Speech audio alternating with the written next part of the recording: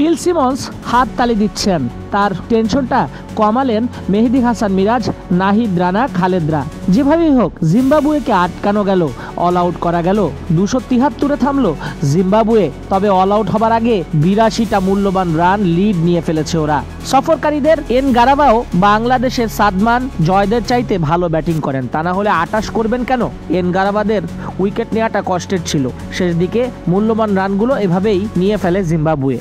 প্রথম দিন বাংলাদেশের রানের জবাবে 67 রানে কোনো উইকেট না হারিয়ে দিন শেষ করে জিম্বাবুয়ে। তাদের লক্ষ্য ছিল দ্বিতীয় দিন সারা দিন ব্যাটিং করা, যতটা পারা যায় লিড বাড়িয়ে নেয়া। তবে তাদের স্বপ্নটা পূরণ হলো না, আবার রানও কম হয়নি।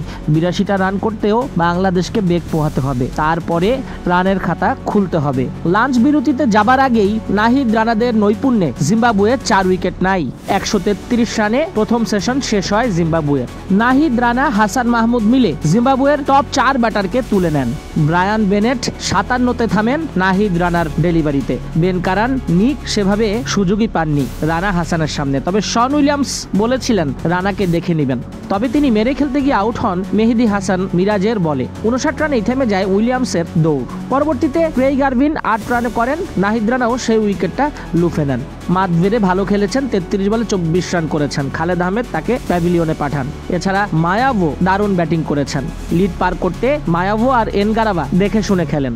নবম উইকেটে এনগারাবা আর মুজরাবানির 36 আর 10ম উইকেটে এনগারাবার আর নিয়াউচির 14 রানের পার্টনারশিপটাই বাংলাদেশকে বাড়তি রানের চাপ কাঁধে উঠিয়ে দেয়। শেষমেশ মিরাজের ফাইফারে সমাপ্ত হয় জিম্বাবুয়ের প্রথম ইনিংস 273-এ।